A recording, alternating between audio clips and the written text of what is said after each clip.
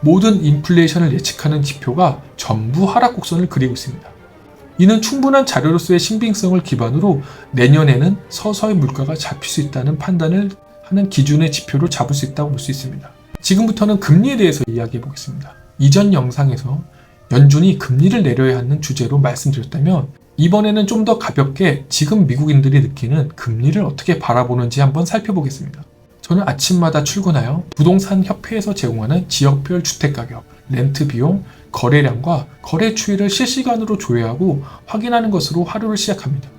지금 미국 부동산은 한 줄로 요약하면 연준이 12월에 금리를 올릴 것까지 반영해서 이미 12월까지 금리가 반영된 모기지와 부동산이 시장에서 거래된다고 생각합니다. 또 미국인들이 금리에 대해서 민감하지 않은 이유라고 볼 수 있는 것은 전체 모기지의 약 60% 이상이 30년 고정금리로 대출을 받아 집을 사기 때문에 지금 금리가 올렸다 하더라도 별다른 반응이 없을 수 있습니다. 왜냐하면 자신들이 과거에 집을 구매할 때 모기지 금리가 3, 4%대로 대출을 받았고 혹시나 최근에 고점 대비 대출을 받은 분도 본인의 급여의 50% 정도를 계산해서 대출을 받았기 때문에 이 정도 금액이면 아무리 금리가 비싸도 이미 모기지 비용을 감당할 수 있는 수준에서 집을 구매하게 된 경우입니다. 이것은 2008년 서프라임 모기지 때 이후 변화된 미국의 모기지의 정책입니다. 실질적으로 생계에 문제가 되지 않는 한도 내에서 대출을 진행하게 되고 연체를 막는 것이 주요 정책으로 변화되었기 때문입니다. 그래서 부동산이 은행으로 잘 안 넘어가게 되고 은행도 굳이 넘어온 부동산을 달가워하지 않기 때문에 가능한 숏세일로 매매하려는 이유도 이런 것 중에 하나입니다. 그러니 연준이 최근 1년 만에 0에서 4%까지 금리를 올려도 미국인들은 크게 개의치 않는다고 생각이 들 수가 있는 거죠. 반면 한국은 대출자의 대다수가 변동금리이기 때문에 금리를 조금만 올려도 가계부채가 소득 수준을 넘어가게 됩니다. 한국은 영끌족이라고 해서 모든 것을 다 끌어와 구매를 하니 금리의 영향을 안 받을래 안 받을 수가 없는 거죠. 미국이 금리에 민감하지 않은 또 다른 증거는 미국의 저축률입니다. 이 표를 보시면 미국의 디파짓에 나와 있는 순위가 나와 있습니다. 아직 미국인은 저축 등 비상금이 많이 남았고 아직 총알이 남아있다고 보시면 됩니다. 많은 미국인들이 은행에 $1,000도 없다고 하지만 집을 구매하려는 바이어의 숫자는 한국으로 치면 한국보다 몇십 배는 많은 거죠.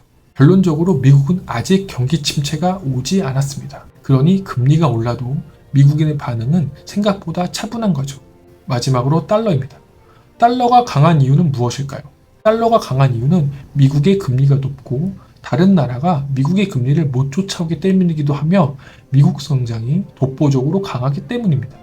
자, 달러의 약세의 요인을 살펴보면 미국이 금리를 빠르게 올림으로 인해 미국의 소비 성장은 둔화될 것입니다. 결국 올해 말까지 금리가 또 한 번 올라가게 되면 내년 상반기에 어느 시점이 되면 소비의 둔화는 가속화될 것이고 이것은 달러의 약세의 신호입니다. 또한 미국의 금리가 다른 나라보다 빠르게 상승해왔고 언젠가는 금리의 인상이 한계점에 도달하게 될 것입니다. 지금처럼 금리를 계속 인상을 할 것이라면 다른 나라와의 금리 격차가 커지게 되고 달러의 강세는 계속 이어지게 될 것입니다. 하지만 미국 금리가 더 이상 오르지 않는 시점이 되면 다른 나라에서 서서히 미국과의 금리 격차를 줄어들게 되고 2023년 금리의 인상이 멈추게 될 때 다른 국가에서는 금리가 따라오게 될 것이고 달러는 약세로 전환될 것이고 결국 환율이 안정되게 될 것입니다. 그럼 하나 더 궁금하실 겁니다. 현재 한중일 모두 통화 가치의 절하로 이어지고 있습니다.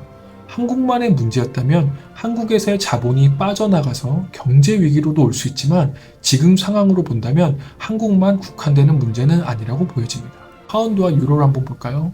최근 영국 파운드와 유로가 약간의 반등이 있었습니다. 두드러진 반등은 아니어도 두 개의 통화량이 비슷하게 가는 것을 느껴질 수 있을 겁니다.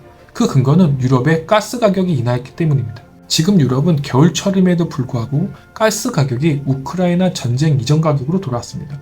이 말인즉슨 가스를 공급하고 대금을 지불하는 파운드, 특히 유로의 통화량이 증가됐다는 소리입니다. 또한 미국에서 중간선거를 보면 공화당은 우크라이나에 대한 지원을 회의적이며 쉽게 말해 발을 빼려는 움직임이 있습니다. 이것은 민주당도 어느 정도 반영이 됩니다. 바이든 행정부의 의지와는 상관이 없이 민주당 보수 쪽에서도 우크라이나 개입하는 것을 회의적이라고 보는 것도 있습니다. 중간선거 이후에 어느 당이 유리하게 당선될 거와는 상관이 없이 미국이 우크라이나에 대해서 발을 진짜로 빼게 된다면 전쟁의 확산은 줄어들게 되고 결국 유로화는 반등하게 될 것입니다. 자, 그럼 인플레이션도 꺾였고 환율도 내려가게 되면 앞으로의 미국 부동산의 투자는 어떻게 될까요? 앞으로 더 경쟁이 더 치열해진다는 것을 의미하겠죠. 그러나 현재의 대다수의 분들은 미국 부동산에 대한 부정적인 견해가 지배적입니다. 부동산은 더 하락할 것이고 그때 집을 산다 생각하는 분들도 있고, 반면에 지금도 많이 떨어져서 이 가격으로는 팔 수 없다고 생각하는 분도 계십니다. 선호 지역의 집값은 우리가 원하는 대로 집값이 더 떨어져 구매 적기의 기회가 제공될까요? 통상 선호 지역인 셀러와 그 지역의 집을 구매하려는 바이어분들의 컨디션은 타 지역에 비해 상대적으로 대부분 좋습니다. 수요 공급의 기준을 떠나 모두가 원하는 동네는 지금도 경쟁이 치열합니다. 향후 미국이 내년에도 금리가 더 오르고 환율도 더 뛰고 인플레이션이 증가한다 하더라도 이런 지역의 집값은 상대적으로 큰 변화가 많지 않을 것입니다. 지금도 그렇게 거래가 되고 있기 때문이죠. 부동산 시장은 오늘도 발빠르게 움직이고 있습니다.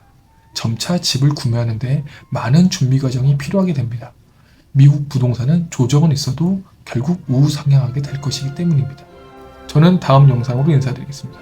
저는 미국 부동산 김성진이었습니다. 감사합니다.